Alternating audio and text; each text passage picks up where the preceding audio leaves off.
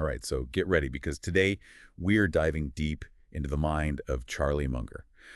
Warren Buffett's partner at Berkshire Hathaway. We got just a ton of material on it from you. Articles, videos, all sorts of stuff. And you really want to understand how he thinks about investing, making decisions, and really just like how the world works. So that's what we're going to do today. Yeah, what's so fascinating to me about Munger is he's not just this brilliant investor. He really studies human nature and the systems that we build. And he's sharp and unconventional and never afraid to kind of go against the grain. Yeah, and he's got this really dry sense of humor that makes these complex ideas entertaining. I mean, he once said that most people just operate with ignorance and stupidity.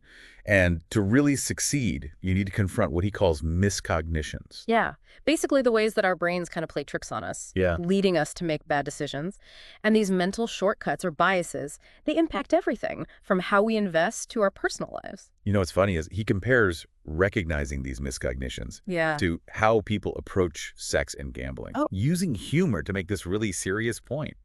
Saying that we make decisions based on emotions or just bad logic instead of clear, rational thinking. It really makes you think, what miscognitions are you holding on to that might be keeping you from making better choices? It's a really good question to ask ourselves. And Munger's analysis of the U.S. economy is so interesting. He describes this, the current economic expansion as being fueled by record levels of money printing and debt buybacks. He even called it terra incognita in economics. We're in uncharted territory. Which is crazy because this approach, this risky approach taken by both Democrats and Republicans, actually kind of worked. It helped us get through the Great Recession and avoid a potentially much deeper depression. It's kind of mind-boggling, the level of cooperation that took, especially compared to today's political climate. But his point is that this long period of economic growth could be making us complacent about the risk. Yeah, which leads us to wealth inequality.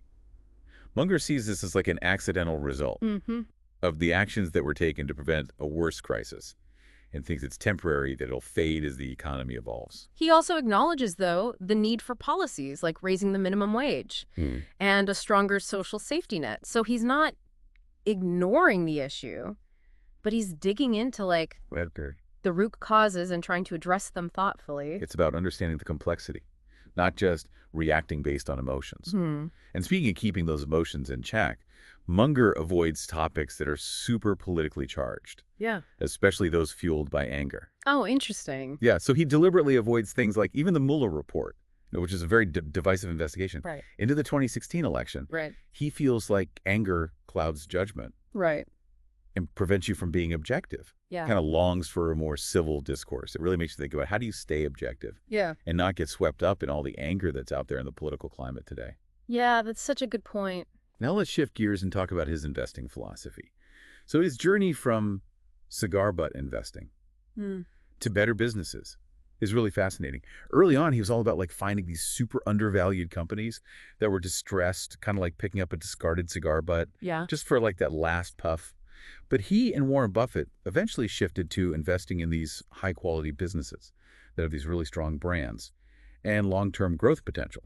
So he really guided Buffett away from just seeking bargains and toward recognizing that lasting value of a really great company. Yeah, and Coca-Cola is a perfect example. 40 years ago, Buffett said that if he could only own one brand, it'd be Gillette. But today, Munger sees Coca-Cola and its staying power as the ultimate long-term investment. It makes you think, if you could only invest in one brand, what would it be and why? Yeah, that's a really good question.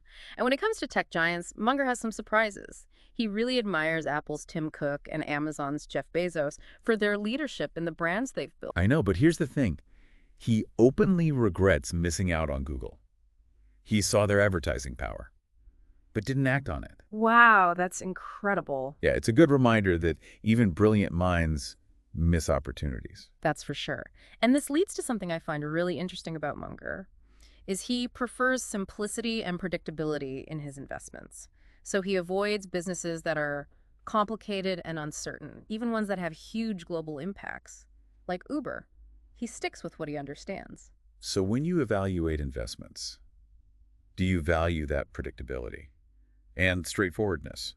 Or do you lean towards the more complex and potentially disruptive companies? It's all about knowing your own risk tolerance, right? Now let's step outside investing for a second and talk about Munger's passion for architecture. He even calls it the queen of the arts. because he thinks it has so much potential to do good. He has a ton of experience building things, houses, office buildings. He's even been involved with science centers and charitable projects. Wow. He's especially critical of architects who just prioritize artistic expression over practicality.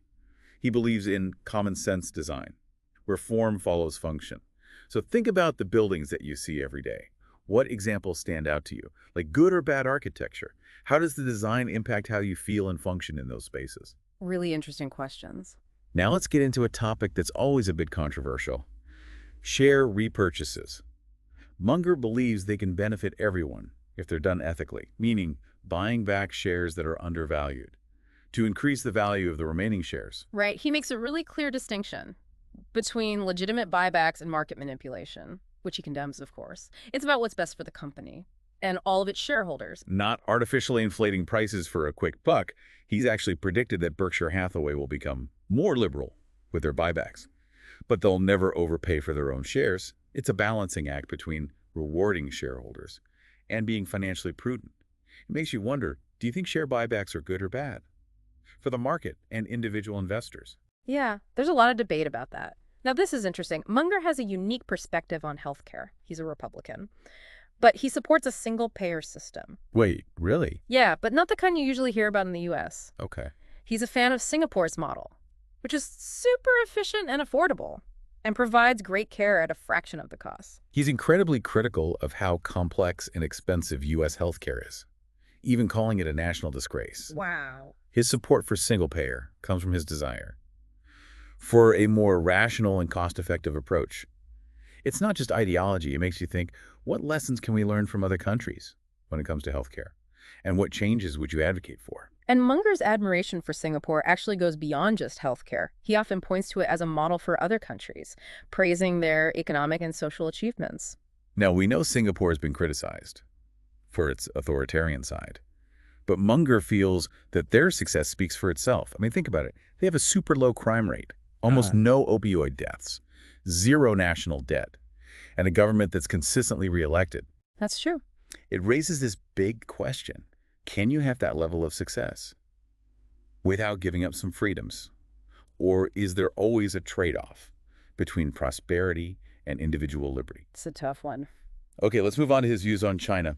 Munger has this huge admiration for how much progress they've made economically, and he thinks it's because they emulated Singapore's model under Lee Kuan Yew's leadership. Yeah, he acknowledges that China has made mistakes, like the Cultural Revolution, but he really emphasizes how much they've achieved, lifting millions of people out of poverty. And he's a big believer in the U.S. and China having a strong relationship and advocates for cooperation between these two global powers.